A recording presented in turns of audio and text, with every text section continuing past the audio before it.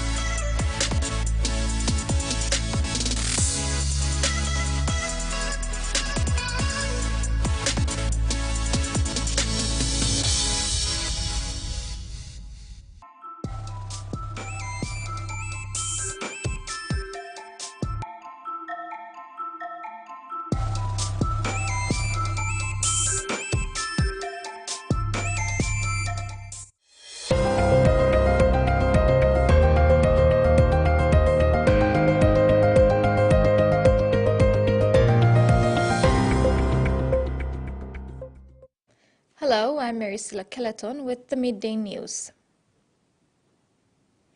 Nawab MP Theo Pelgan inspected the newly constructed Bumayon Police Station and police staff houses.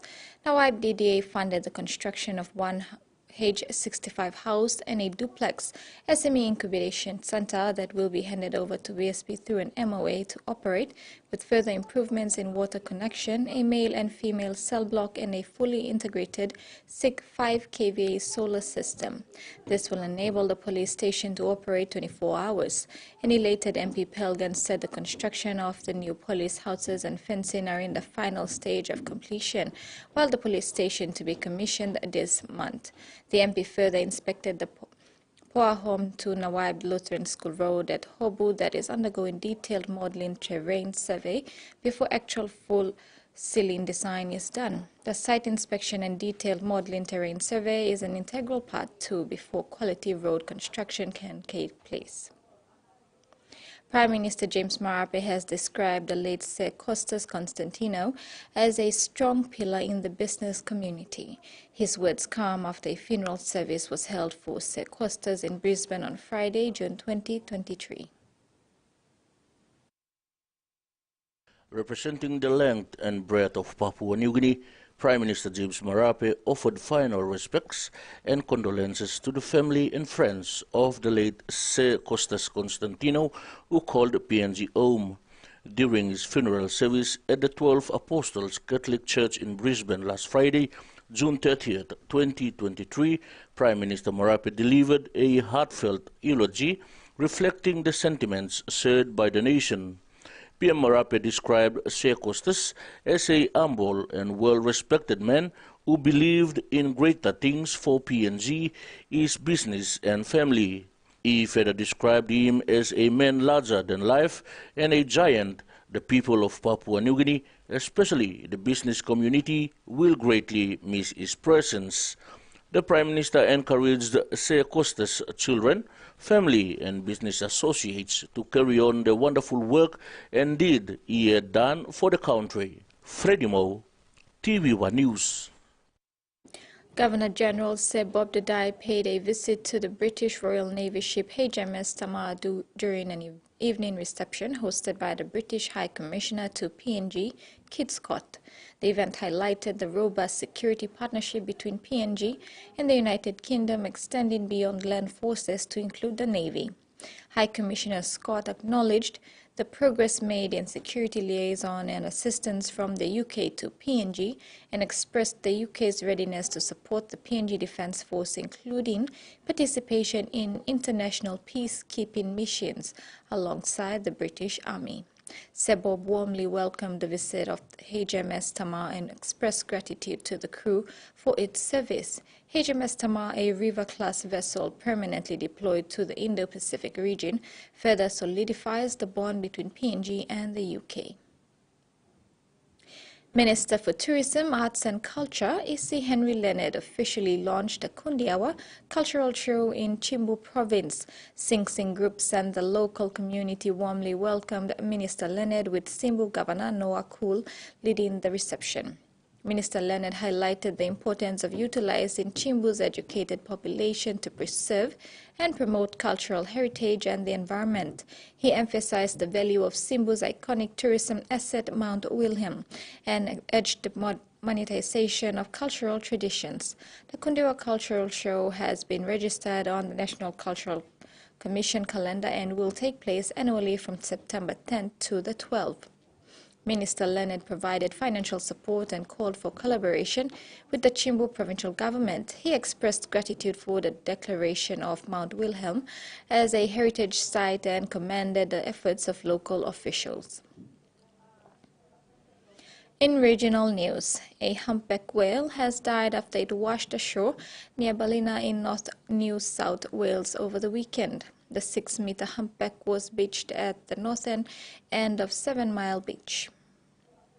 Outcome to a story that started yesterday when this humpback whale was found washed ashore here on the beach at Lennox Head.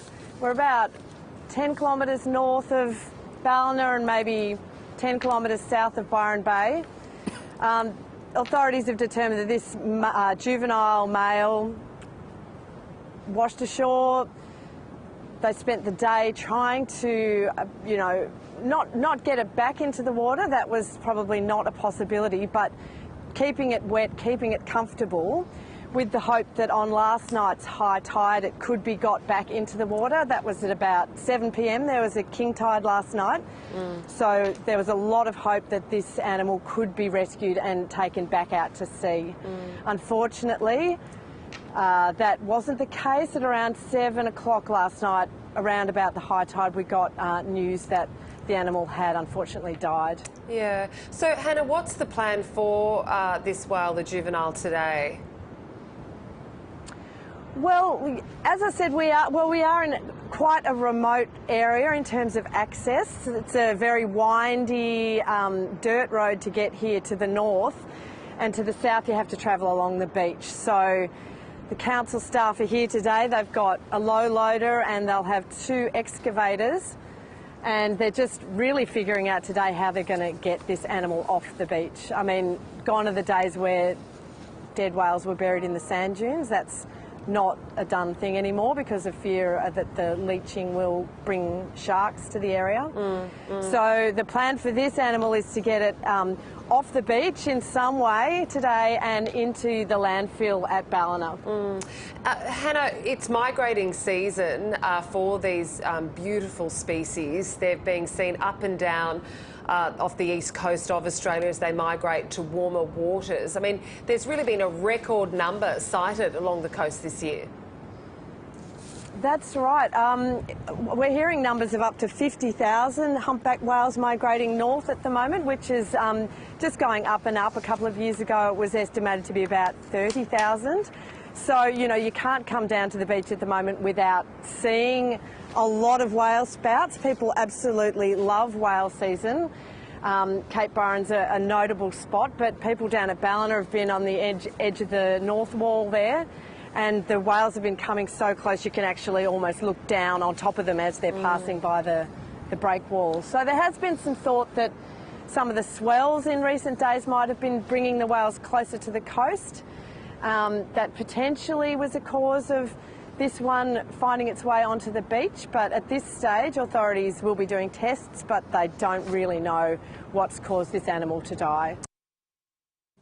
The Social Studio in Melbourne is part fashion school, part clothing label. It's a non-profit enterprise connecting migrants and refugees, teaching them skills of clothing production and offering mentoring and traineeship.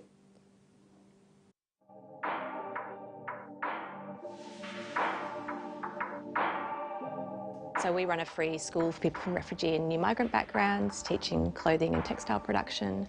We have an Ethical Clothing Australia accredited manufacturing studio, which you can see behind us. And we run a retail shop downstairs, which stocks the work of culturally diverse creatives. What we aim for is to really bring together the work of an emerging artist from a culturally diverse background and give them the opportunity to pair up with an established brand. I spent most of my 10 years in Ethiopia, and then the rest of my life here in Australia. There was one point where I lost the idea of creating and lost courage. You know, when struggles take place, your creativity can be the first to go. So I had a social worker who saw my work. She's like, well, if you ever thought of it, there's Social Studio. So coming to the studio, not only was I able to increase my skills, I was able to be taught by wonderful people that made sure that we were comfortable and that we felt at home. So this became my second home. I am inspired by African material and African colors. When I think of colors, I think of back home. I think it's important to push your boundaries. I don't like being in a box. I like to try different things. I think that what's so incredible for us is to see that skills growth, but also I think what it changes for our students internally as well. You know, Niamal talked about maybe feeling not as confident when she first started, and now she works with us and she's part of our team, and some of that change is just profound. Something that we really try to do is encourage people to feel like this is their space, and that they can be who they want to be here. Just coming here and be supported, be elevated. The team here is wonderful. When we come here is where we're mostly happy. Like, you hear a lot of laughter and it's just fun.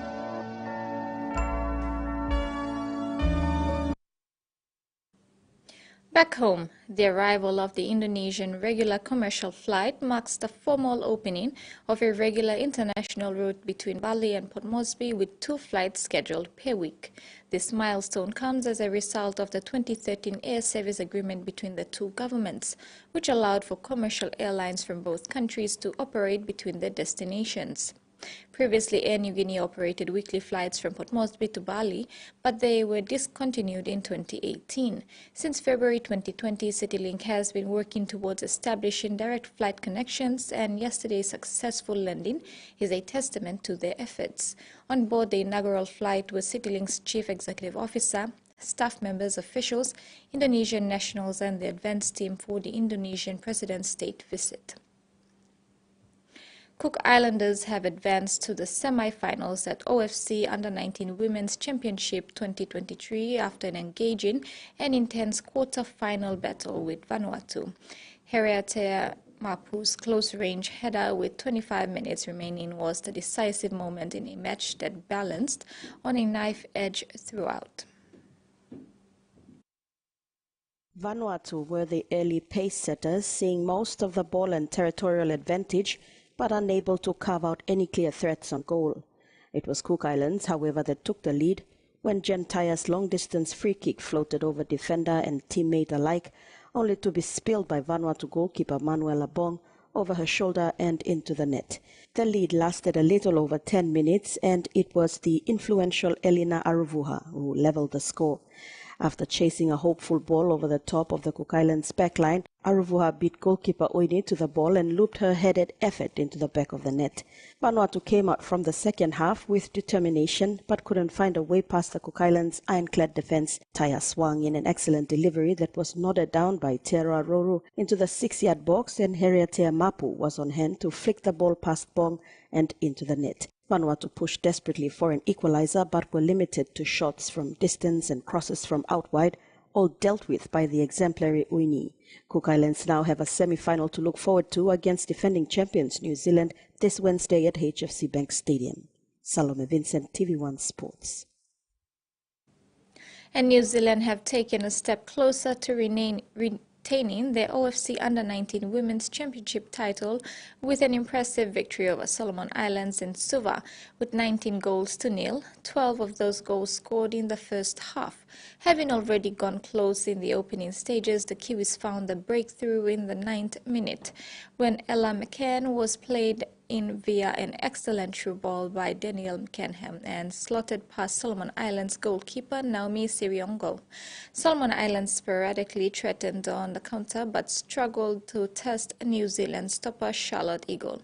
The second half saw the reigning champions continue to crush it in goals in the 51st and 55th minutes. The final 7 goals brought the match to an end, with New Zealand now heading into the semi-finals against Cook Islands. And that ends the midday news. More to come at 6 this evening.